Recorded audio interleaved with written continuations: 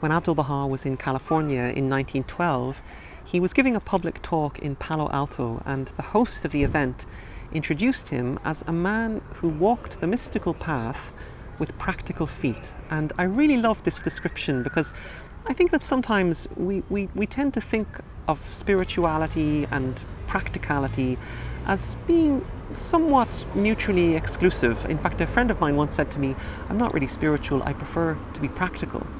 Whereas in Abdu'l-Bahā's universe, he's considered practicality as really being an essential component of what it means to truly live a spiritual life, as essential as developing a sense of compassion and justice and wisdom and kindness. He saw practicality as yet another quality of the human soul that can be developed and then expresses itself in the world. And he was always urging people to figure out ways of making their lives as functional as possible, while minimizing unnecessary exertion. In fact, there's a great quote from Baha'u'llah's writings about this, where he says, "Our purpose is that all men may cleave unto that which will reduce unnecessary labour and exertion, so that their days may be befittingly spent."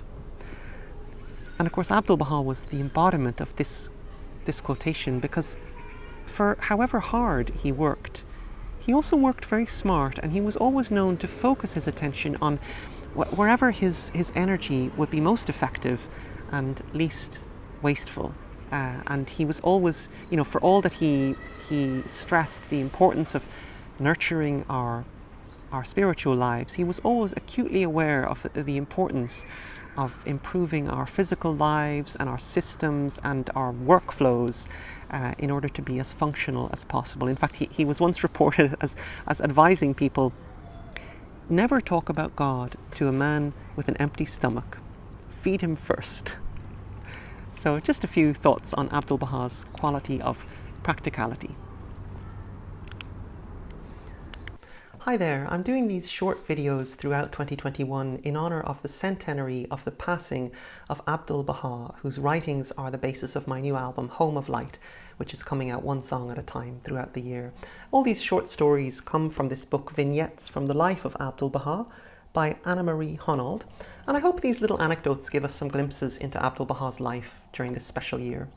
Also, if you'd like a copy of the album, since Home of Light has been made through the support of so many friends around the world, I've decided to give it away as a gift on behalf of everybody who helped to make it. So if you'd like to receive the album, you can sign up at my website, lukeslott.com. It's linked in the description below. And in November, prior to the centenary itself, you'll receive the album as a gift in celebration of Abdu'l-Bahā's life.